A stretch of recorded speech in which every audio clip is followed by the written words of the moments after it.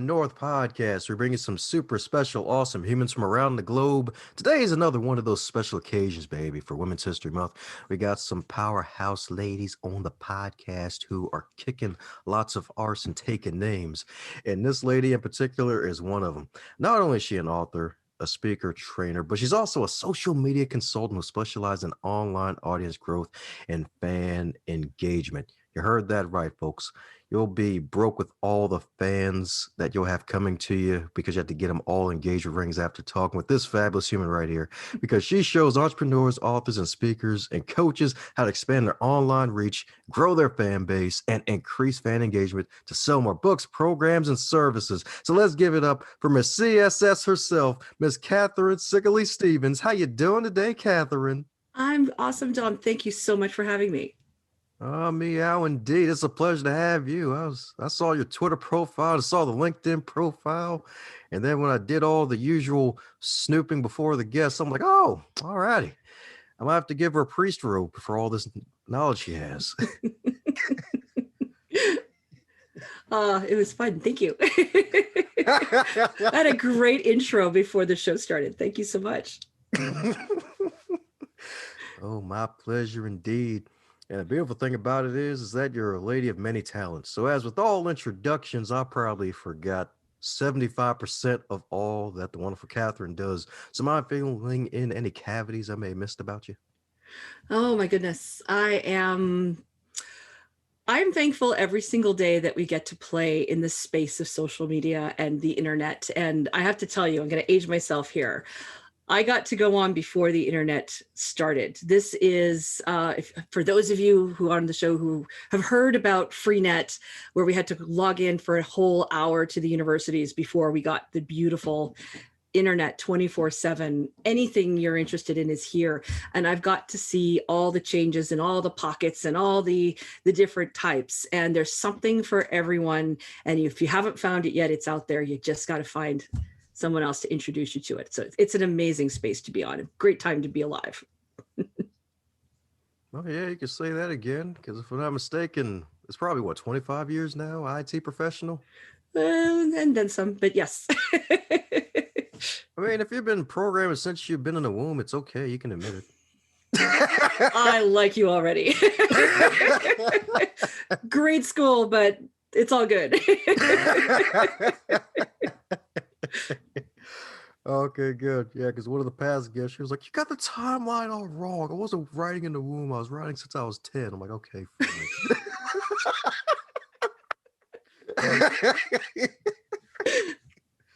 I'll take the womb. You got it.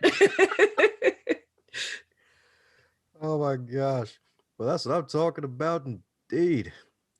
Dang, wow. An hour before everyone else. And if I'm not mistaken, you had Canada, one of Canada's few first websites, if I'm not mistaken, too, I right? did just to try it out because it was new. Okay, we're talking about gray background, 16 color choices for text, and one line, one line, one line, and it was all the information I could collect on kelp, which was it was just wanted to try it out, and then did a bunch of anime sites at the time, but it was really fun. Hey,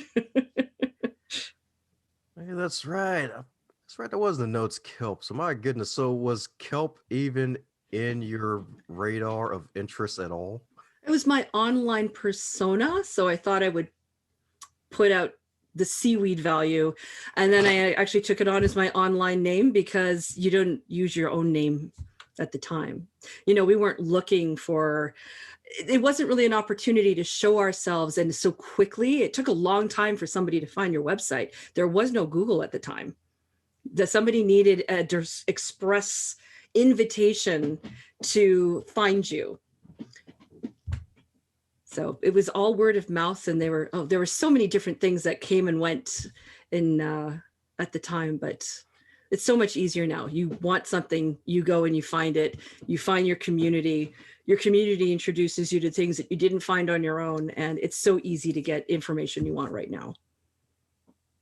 Heck yeah, I can say that again. It's its own verb. It's like, oh, just Google it. If you don't know, just Google it. Indeed. And then speaking of invitations, do you still have the speed dating franchise? You know what? I met my husband speed dating when I first moved to Calgary. I was in Los Angeles at the time, Didn't know anybody here, so I thought, oh, I'll meet people speed dating. We bought it because we knew it worked. We ran it for 5 years. I then did what you guys call Comic-Con. We have in Calgary, it's called the Calgary Expo, which is basically Comic-Con. And I ran their events, their speed dating events, like 200 kids all in costume looking for love. Sold it to someone who's since sold it to someone else. I don't actually know where it is right now, but it was a lot of fun, I got to tell you. Well, definitely some fun and bun, some hide and seek. Although probably not doing much of the seeking for it since it's already out your hands. I still get calls because people, well, it's what I do. If I'm working on something, I'll let people know that I'm doing it and that I'm open for conversation because I love to network. And I had people who were representing rich singles who wanted to send someone as a representation into the group. And there were some strange opportunities that came out of it. Some amazing opportunities came out of it. What I will tell you, just because it's on record, the woman who bought it from me actually ran the largest indoor speed dating event in the planet. This was going back about 5 years. I don't know if she still holds the Guinness record, but she beat it and she got that done. So the company name, Calgary Speed Dating, if you look it up, it should still hold that record unless someone's tried to break it since, but I haven't heard anything. Well, thanks to COVID, it's like, yeah, the champ is still here, darn it. No one's breaking the record now. Exactly. It's like, yeah. Now you know why COVID really existed. No, but seriously though, so with all of that, my goodness, so with all of this talent and tech and being a ultra super fabulous nerd who's basically taken over the globe, like how are you able to really get interested in technology? Because I believe you're severely dyslexic at one point, right? I still am. It's not just dyslexia, it's a severe case of dyslexia. I was very lucky. I was in a French Catholic school, all French Catholic school in Montreal. And I'm not sure entirely how it happened, but my parents ended up taking me to someone because she can't learn her ABCs. What's wrong with her? So I got the tests at a time when most kids, especially girls, let's talk about it, it was the 70s, did not get tested for dyslexia. And because I was so high on their chart, I ended up going to a dyslexia school on Friday afternoons. And I understand how lucky I was because at the time, most kids were just treated as dunces. And I got the opposite effect. Now, one thing I'll tell you about dyslexia, it's horrible in school. It's horrible in any system of learning where you have to learn a certain way. We've got Montessori schools and different types of schools today.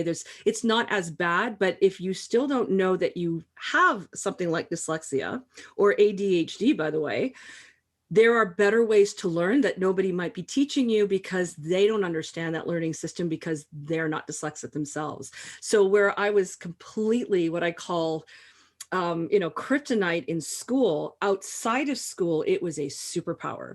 And you learn what you have. And if you learn how to use it properly, in my case, it's like a creativity power pill. It's a problem solving accelerator. So I can't think of something without thinking, is there a better way to do it? Is there a less expensive way to do it? Is there a way to propel it forward? I'm on a lot of different groups where we just problem solve.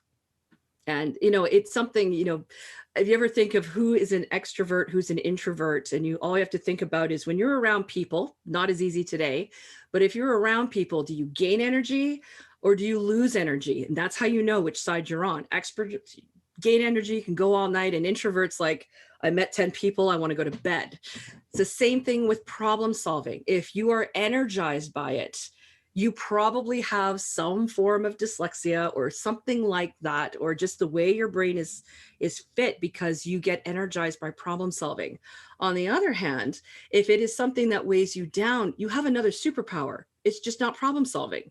And it's great when the problem solver and the non-problem solver get together, because problem solvers, there's a lot we can't do. So you just find your power pack, your 4 or 5 people who each come with a different specialty. You can solve anything. It's fabulous when you find your team. Amen to that. Amen to Mm, that. And we've actually had a couple folks who were severe dyslexic on the show, and they are highly creative.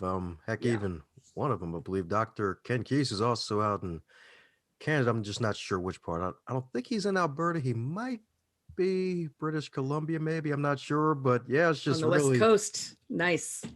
yeah, that's right. West Coast poppy goodness.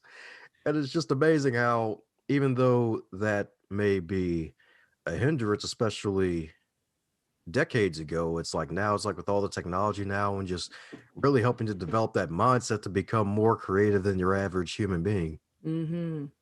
And another way of looking at it, and I don't know if anybody here is, just in case somebody sees this or hears this, they have kids with dyslexia, they are dyslexic.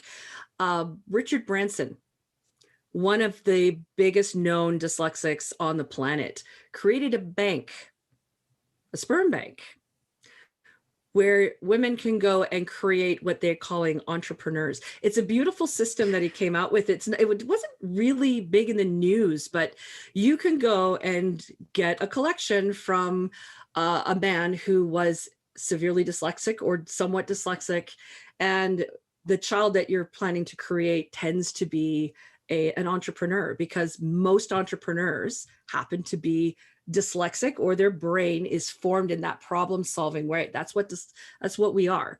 We are problem solvers typically, and we pull from that creativity to help. So something to think of, that it was so important for someone like Richard Branson to create this bank. They see us, they see dyslexics as a way to solve problems for the future. Wow, there we go. Something really interesting. Yeah, it really interesting indeed. It's like, all right, Social Security's failing. Let me make sure my child's an entrepreneur, a good one. He'll be severely dyslexic, and hopefully he'll make millions of dollars and take care of me when I get older. That is the parental dream.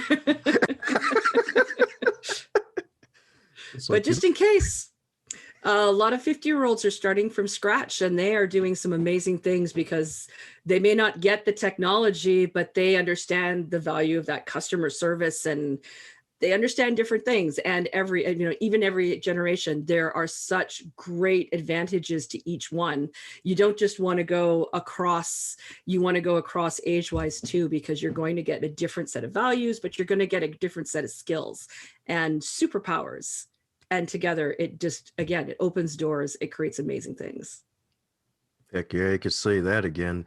And since you mentioned superpowers, besides creativity being probably part of your six-pack ab of superpowers, what would you consider probably your secondary superpower? Oh my goodness, nerd knowledge, maybe. Yeah, I love the nostalgia of old, I don't know, old tech, old anime, old anything involving Comic-Con. I just love those pieces, and it's so funny because I don't understand as or I don't know as much today, because now I'm working and I'm building programs out. But that's really interesting is the 80s nostalgia has really kept us, that is those who are older, involved in what's younger, because there are young people playing our music, they're playing our games, they're watching our shows, they know who our superstars were. And it's really been interesting, but it's also wonderful because it helps us relate so that we can learn more about theirs. So the ones that are new today that we probably wouldn't have had much access to, we get to learn about theirs too. But yeah, definitely a super nerd. So Well, hey, nerds created technology, so all hail the nerd. That's what I'm talking about. yeah, it was the kids watching Star Trek that created all those, like, this cell phone was nothing more than one of those lovely, one of those devices that you would see on Star Trek. So thanks to the nerds of Star Trek. The Trekkies built it all. Oh yeah, with a capital T, indeed. That's right, with a big old T, indeed. And heck, it's probably even because like the '80s music, to be honest, it's really a lot better because you actually had to be musically inclined. You actually had to play instruments back in the day, as opposed to now, where it's like, oh, just grab FL Studio or a computer program, sample some stuff, throw in a drum machine, depending on the type of music, and well, you're basically set. It is easier, but it's also different. It's all music. It's a different set, and there are so many different versions out today. You can listen to anything you want.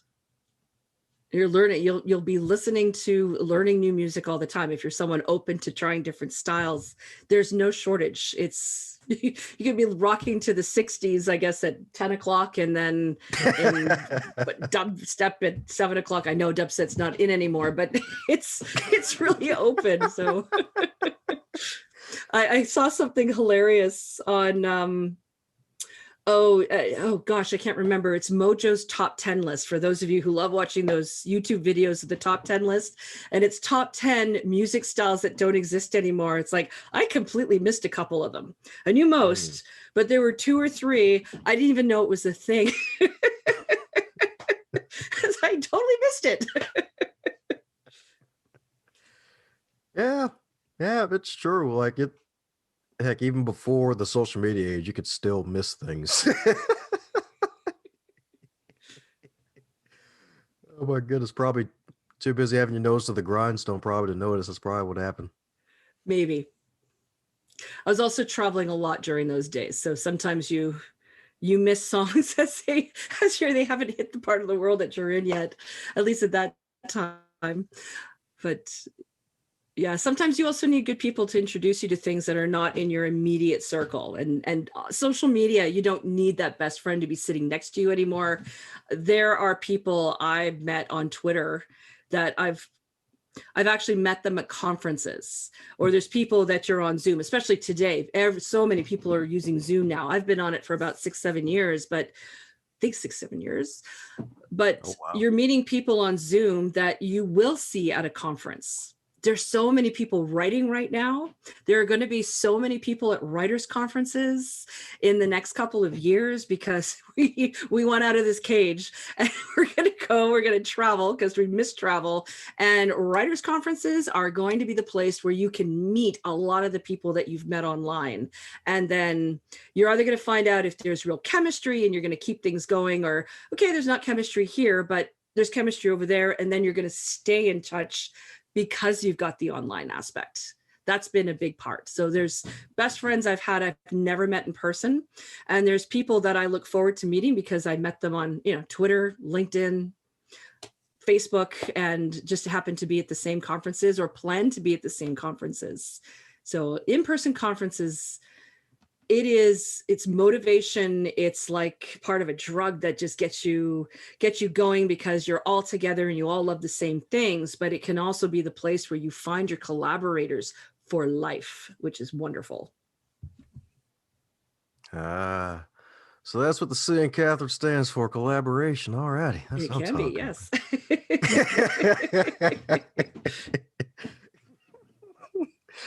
Oh my goodness. Well, since you mentioned Twitter and LinkedIn, I hear those are probably your 2 favorite social media platforms right now. Any particular reason why? LinkedIn is honestly, and I love Twitter for authors. You want to find the happiest place on the planet, believe it or not, it's the pocket of Twitter where the authors hang out, especially the fiction writers. It's like, hey, Mary's only at 150 people. Let's get her to 1,500 by the end of the day. There's some amazing things like that that's always going on. And they have these if you've never done Writers Lift, look at hashtag Writers Lift if you want to take part and be part of the groups that do that. You just have to look at those every 2-3 days a week. There are big people that are just helping to grow people's accounts, and there's lots of places you can do self-promotion. So that's happy Twitter. And I still spend a lot of time there, but LinkedIn is really where I spend my time, because that is where there's more of the business, or the people who are taking their writing and treating it like their business, and they want to make business connections. And it's certainly not about opening with, hey, nice to meet you, buy my book or buy my service, buy my products. It's building long-term relationships, because wouldn't it be wonderful if you knew 100 people who say, hey, they have 6 people in my entire network that should be introduced to you, rather than you trying to sell to somebody who will not then introduce you to those 6 people. And every conversation, you could end the conversation with, okay, I know somebody who would really benefit talking to you and you to them. Do you know anyone that I should talk to next? And just Mm. keep conversations going. And it's so simple, far more memorable. And when you do have something that you'd like to sell or consider promoting, they're going to be far more likely to help out because you're part of their network now. Oh yeah, you can say that again. And Mm.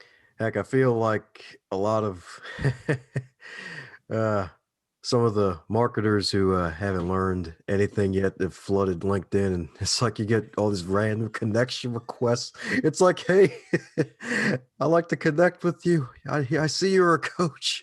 I want to give you more clients. I'm like, okay. Like, all right, how are you going to help me to do that? Oh, just $47 ebook. Don't worry. It's got you covered like a blanket. Like, okay. Buy this $5,000 course. I got you covered. I don't want to talk to you, but you'll find every answer you're looking for right here. Wallet, please. Exactly. Exactly. I think there are so many people that just don't know what to do, especially when they're coming over from, well, there's two things. They're coming over from a space that they are comfortable in. So let's say someone's on Instagram, and the Instagram etiquette, if you will, is completely different from LinkedIn. So if you come from Instagram and you're in LinkedIn playing Instagram, it's not going to, it's not going to work with everybody. On the other hand, there are people that just don't know. Even today, there are people that just don't know. Buy my book, it's 97 cents, is not an incentive to buy the book. I actually put this post out in a writer's group yesterday, in that if you're talking about the price as the first thing, it's so cheap or it's only 99 cents, and that's your reason to get the book, most people are just going to ignore you, and you've probably burnt a bridge. And that is the worst thing you want, because you haven't even gotten to know them yet. They haven't gotten to know you yet. So you tell them benefits, value, what are they going to get? Is it even the right genre? Is it something that they have interest in? And just because somebody isn't going to buy from you, or they don't need what you need, if they like you, they'll go and tell their network about it, or they'll share a post that you put out because they like you, they want to see you succeed, they just don't need it themselves. Give me a romance book, I'm not going to be happy. Give me a sci-fi, technology heavy, or some type of business mathematical piece. Yeah, I'm going to eat that. That's fantastic. But that's what I'm looking for. But just because somebody doesn't write those things doesn't mean that I'm going to ignore them. I like some of these people very much. I want to see them succeed. And if it's appropriate for my audience, I'm going to share it with them. Hey, I love that. Now, remember that tweet? I retweeted it yesterday because it's so darn true. Like, heck, even when I was launching my book, I would occasionally joke around with people. That probably the only time I mentioned prices. Like, hey, if you buy this 99-cent ebook, I'll get one step closer to buying a whole Reese cup. So help out, help me with my Reese cup funds. I used to say that just to get laughs. But see, that's humor. Humor's funny. People love that. And how many did you get your Reese cups? Actually did, yeah. And you got a picture. It's like, thanks, crew. It's that time of year. It's more Reese Cups campaign. You know what? That's probably a thing next time I do like a launch. Like, hey, Absolutely, because I'll be wishing for it. And I will, let me know, tag me, I will repost it. Hashtag Reese Cup campaign. Reese Cup campaign. And you think that Reese wouldn't love seeing that you're using them? So here's something that maybe we're not thinking of is, Reese, you're talking about the peanut butter cups, right? Mm-hmm. Those delicious peanut butter cups. I know what you mean. Imagine if you tag them as well, put their handle in it, put some great pictures, just talk well about the product. And if they don't have their social media listening tools out finding who's talking about them, you could tag them and let them know a lot faster that you're doing it. You don't think they, if they are on their social media game, that they wouldn't at least like, maybe comment, maybe join in, maybe mention it. And then you've got this big account that is going to be doing some of your social activity with you. That's not bad. How many people will they bring with them? They'll probably bring scores. They'll bring out their whole tents of. Scores. Nice one.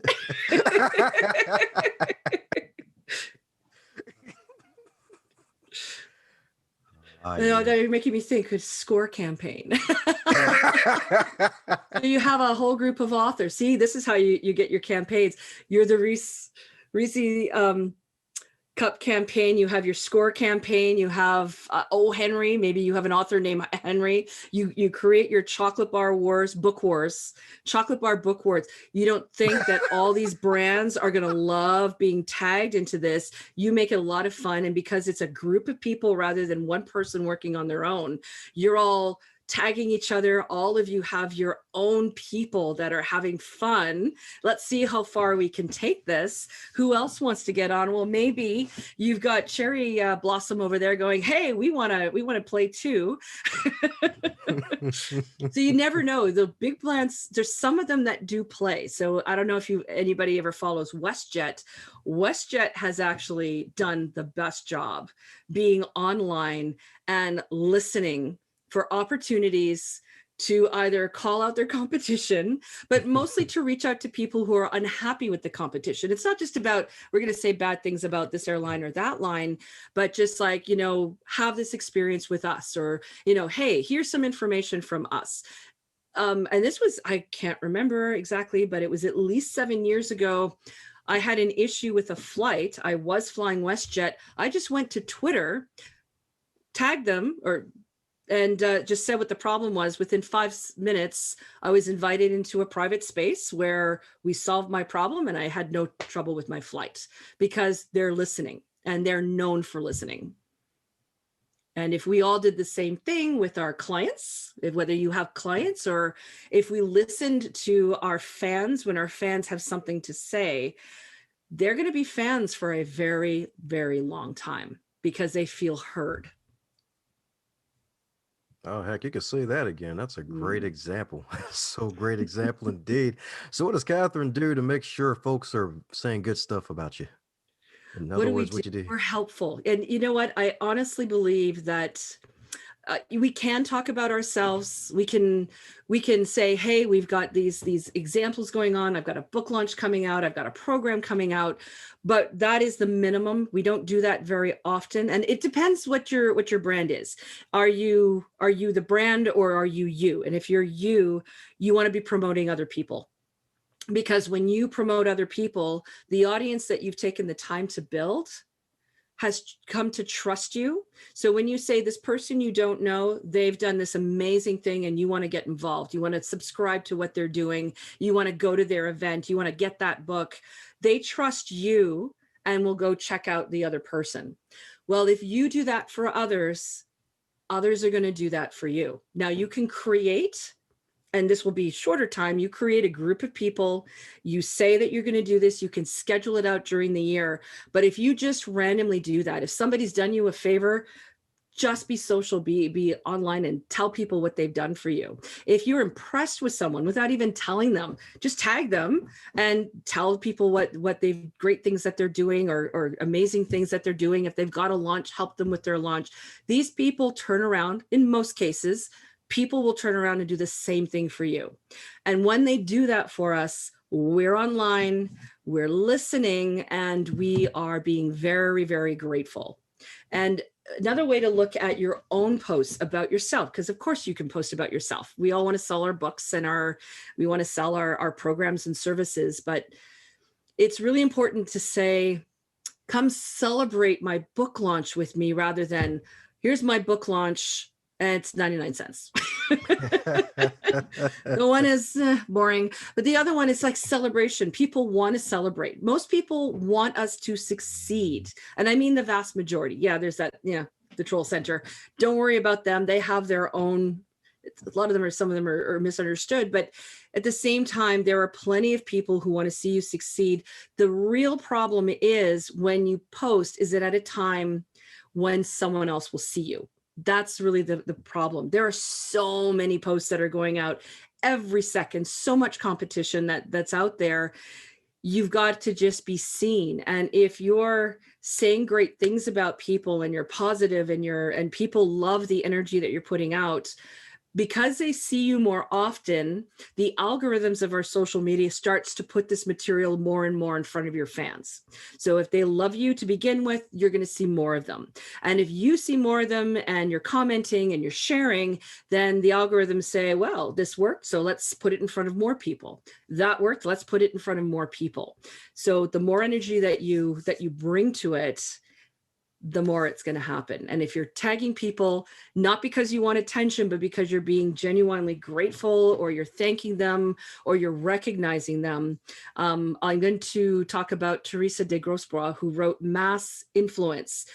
It's a currency.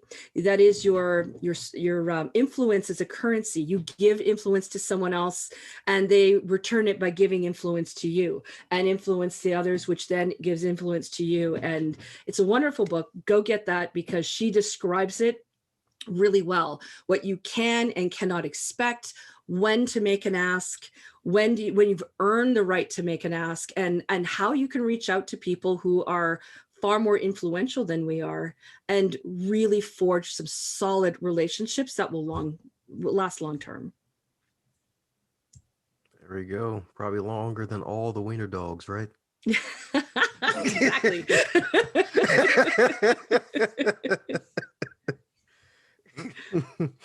But yes, indeed, solid gold flow, baby. That's right. We got the vitamin C for your business today in the podcast realm, baby. Miss Catherine in the building, baby.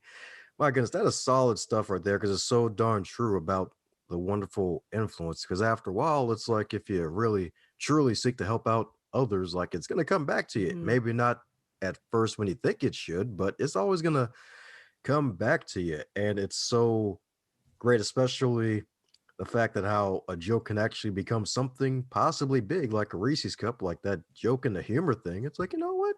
Companies are always looking for opportunities to keep their name out in a positive light. It's like, Mm-hmm. shoot, like help them do that. And if it's something fun and you can recruit some people, maybe not for a pyramid, but you know what? Yeah, you know what? Yeah, for a pyramid. Yeah, for this wonderful promotion Pyramid of pyramid. chocolates. That's right, a chocolate pyramid. Oh man, this is good. Like a pyramid Reese's cup made of. Okay, that'll be good. The real MLM, right? Exactly.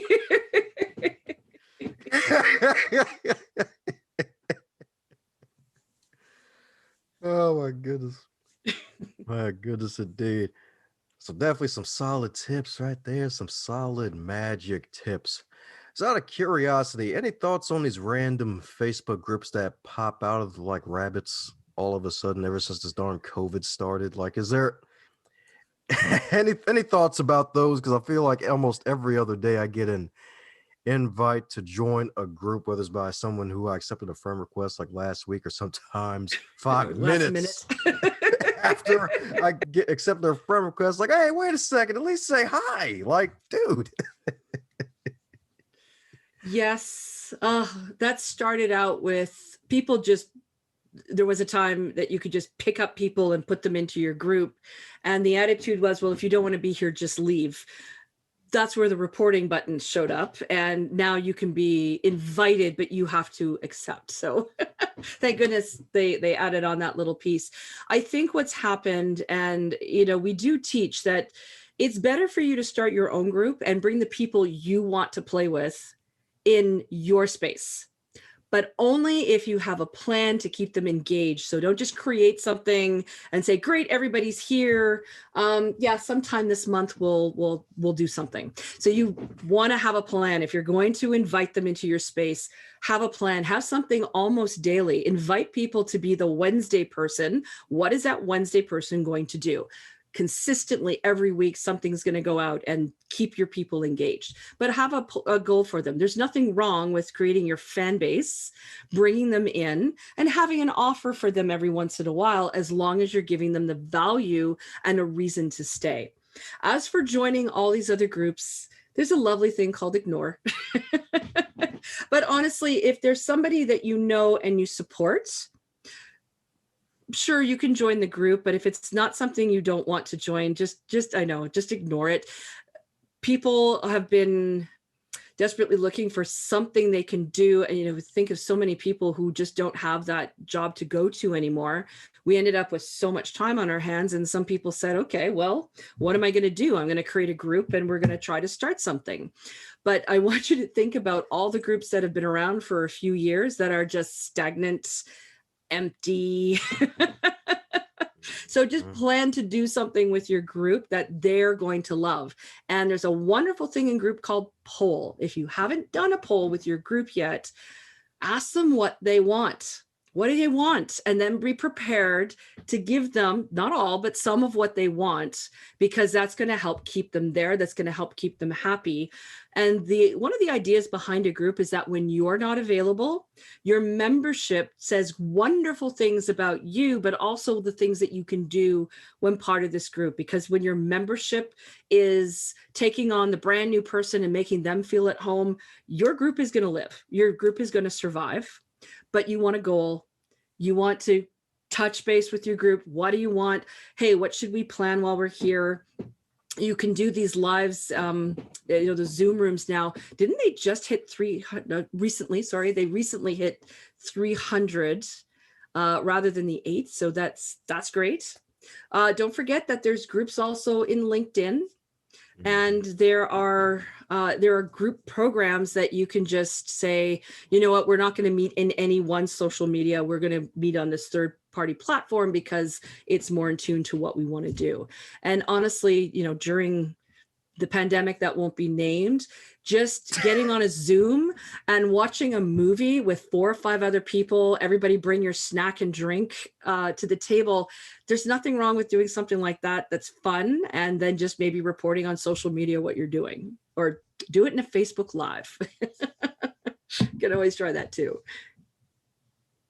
Oh, yes, indeed. Yes, indeed. That's right, folks. Don't create a group just because your cousin did it. Don't do it. If you don't have a plan, it's going to be stupid. It's going to be evil. It'll just die. Unless it'll be about kelp.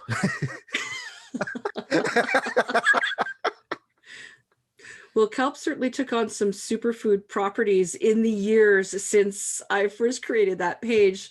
And I honestly don't remember what I did with it, but everyone's talking about kelp today. That's right. Making SpongeBob extra happy, I bet. Exactly. Oh my goodness. Well, with all this wonderful expertise and not just social media and marketing, you're also a writer and you got a couple screenplays you're working on, if I'm not mistaken, right? I am. I'm just about to do you've heard of NaNoWriMo in November. There's also, there's groups that you can join to write a screenplay in 30 days. So I just didn't have time this year. So I'm taking some time. Well, I'm not taking time off, but I'm taking some hours out of my day for the next month so that I can say, that's it. I'm getting a screenplay. One of my ideas that's been kicking around. And what I love about this group is you really don't start writing until the end. So you're planning.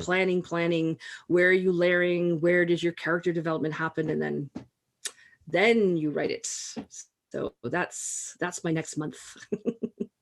Oh, wow. Okay. That's new. Never heard of that one. It's freaking awesome. So what can we expect? Can we get just a little taste of what to expect from the mighty C herself?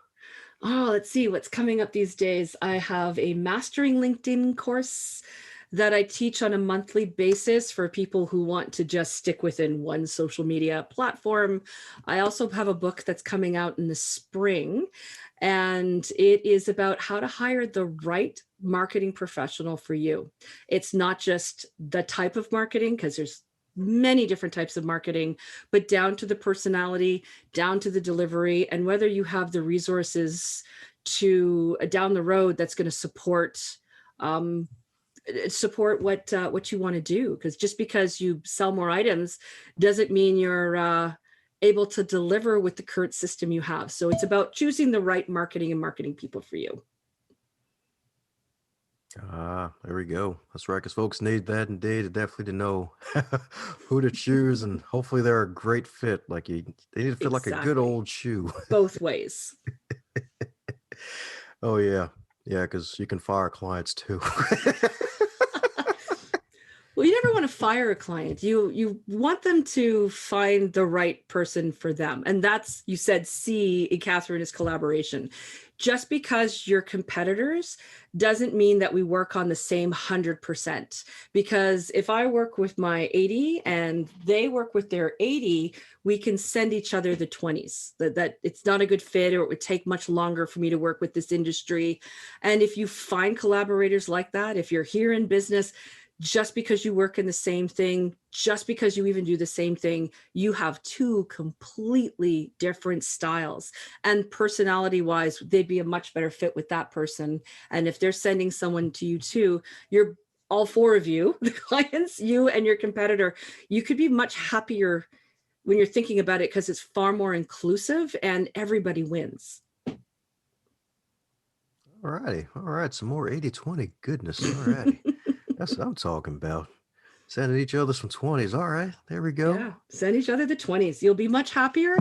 The client will be much happier, and everybody wins. There we go. So we're all just one giant yin yang symbol already. Yeah. That's what I'm talking about. So is there a question that you wish you'd be asked more often when you're on the guest side of the game on these podcasts? Oh, that's a good question. What do I wish I get asked more often? How much time should I be spending in social media? And that's a very general way to put it. How much time? And I'm going to tell you right off the bat, I'm just as guilty as everyone else. I'm going to go to work now. I'm going to answer all the questions that came in. I'm going to put my posts out. I'm going to schedule. I'm going to do all these great intentions. And then because I set an alarm for 30 minutes, what am I doing in 30 minutes? I'm playing. I'm scrolling. I'm reading interesting articles, but I'm not working. And that is the biggest issue with social media, is it's so easy to go, ooh, what's down that rabbit hole? And you get lost and you're not working anymore. Working is not research. Research is not working. Research is a time where you're going to say, I'm going to spend X amount of time and I'm going to seek out different solutions. Working is actually implementing the pieces, and spending your free time on social media doing whatever you like. Those are three separate pieces.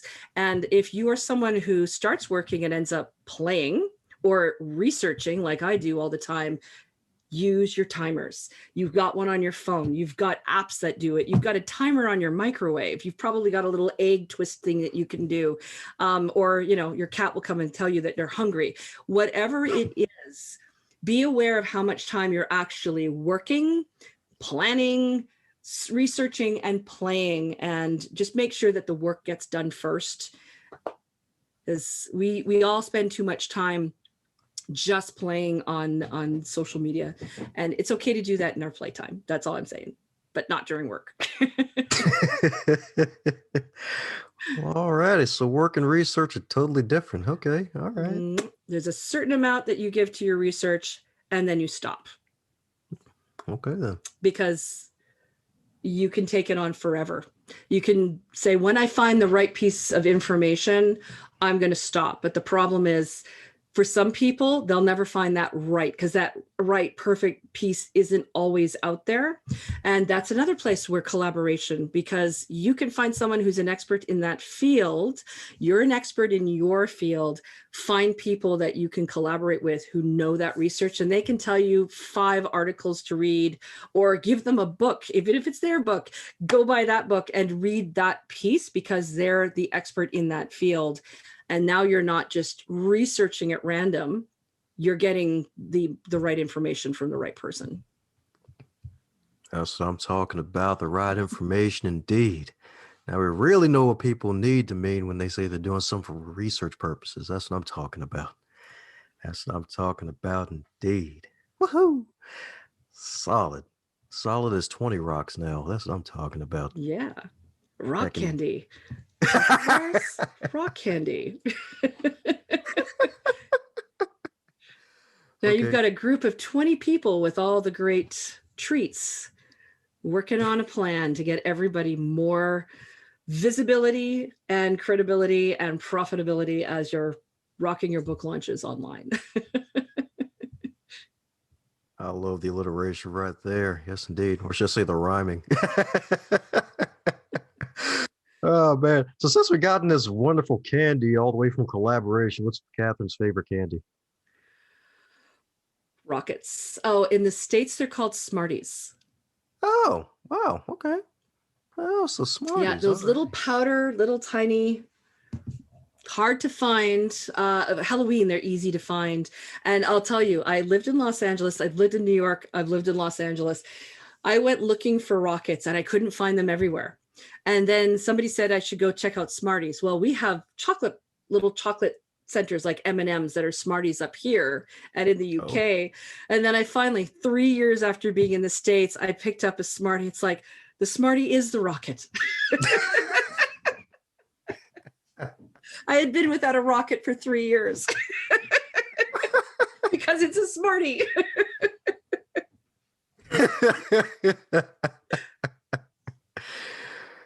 If only once you named something, it would stay the same. My goodness.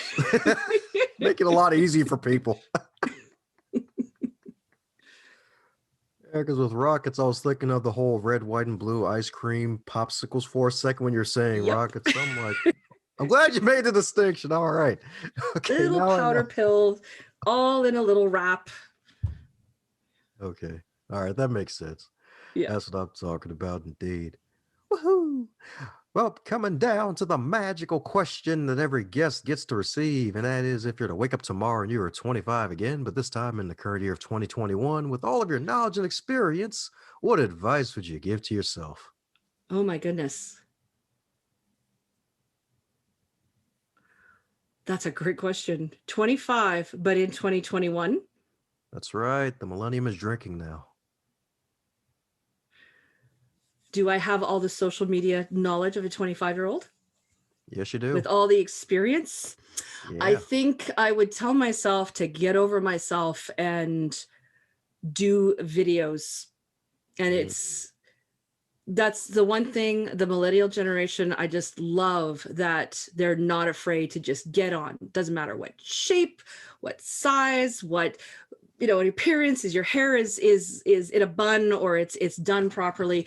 People just get online and they fill themselves sometimes just for fun or giving information. And we all have so much information in us to give. And I am not able, I'm in the process of getting over not wanting to be on camera and just giving information because people need to hear the information we have. I put mine in text, I put it in graphics, I put it in video with other things on video, but it's hard for me to come on and do it myself. But I think if I was raised in that environment, I would have just done it. I wouldn't have thought twice. And that's what I mean. The generations, they have, it's hard for a boomer to go and do that. It's hard for a Gen X like me. Some of us do, some of us don't, but it's something that we have to just flip that mental switch. And I think that would be it. Like, just get over yourself and your insecurities. Just go do it. Oh, wow. All right, cool. And you look gorgeous, by the way, so you shouldn't have to worry too much about getting on video. You already got your background going, so it should be hella easy now. I imagine. Yes, Well, thank you. there you go. You can call it the vitamin C series, the vitamin C's you need for your business. Vitamin C series. They take your daily multivite. There you go. Or maybe even a different candy is a different social media marketing tip. Oh my gosh, the rockets of marketing. All the Yeah. different colors. Okay, I like it. I'll have to think on that one. Thanks for the That's right. tip. Oh, my pleasure. That's right, indeed. Want to help folks succeed and become better and not butter. That's what I'm talking about. Yes, indeed. Well, I enjoyed this conversation. Oh my goodness! Shout out to the marvelous Mickey Mickelson, Mr. Eminem himself. Of course, not the chocolate edition, but Mr. Eminem himself for this linking up indeed. So, for those who want to keep in contact with the awesome Catherine herself, what's the best way for folks to reach out to you? I am on LinkedIn all the time. So if you want to find Catherine Saykaly-Stevens on LinkedIn, on Twitter is probably the place you'll find me next most often at Catherine Netweb. That is Catherine Netweb. Had to show People don't understand why do you use those letters. I'm also on Instagram, but more to observe than to post. But I promised my VA I would start posting again. And of course, I am on Facebook as well, Catherine Saykaly-Stevens, and I welcome anyone who has questions or want to invite me to networking events or talk about collaboration. That is always a good idea. Yeah. It's good with 25 O's, I bet indeed. Yes, indeed, it's good. Well, there you have it, folks. Check out the wonderful Catherine on all the social medias, the major ones like the LinkedIn, especially since she spends her time there the most, so that way you can join her wonderful virtual spider web. And of course, Twitter, especially since she knows the location of happy Twitter if you want to escape the evil Twitter. For the authors, especially, and fiction authors. Oh, yeah. That's right, indeed. That's right, indeed. Because I'm pretty sure not only she's got a screenplay coming up, but I'm pretty sure there's a novel coming up in the future too. So be on the lookout for it. Oh, Have all yeah. 5 eyes open. Keep the third eye with your specs and your regular eyes open for all that she's got coming, folks. It's going to be coming at you, and you'll have a whole castle of knowledge from Catherine, baby. That's what I'm talking about, indeed. So, any closing words before we close up the recording shop? Yes. Everybody who's listening has a message for at least one other person on the planet. And if you feel like you just haven't found your group, you're right. So listen to the people who are talking about the problems that you can solve. Don't just jump down their throat. Keep listening. Keep finding the people that they're talking to. Find the people that they're following, because when you get their language, it's not typically our language. I talk IT jargon. No one's going to pick me up because I'm talking IT jargon. You've got to get their language for how you help them. If they love your books, but they just don't know you yet, find out what it is they love about those books so you can start using that in your marketing. And the people who are collaborating with you start using that language when they're talking about you and you them. So just keep listening to the people who love you. And if you don't know what that is or who they are, if you have clients, talk to your past clients, because they'll tell you why they love you. If you have people who love your books, ask them why they love the books. They'll tell you why they love your books. And that's the language how you're going to get more clients and more readers, not what comes out of your mouth naturally.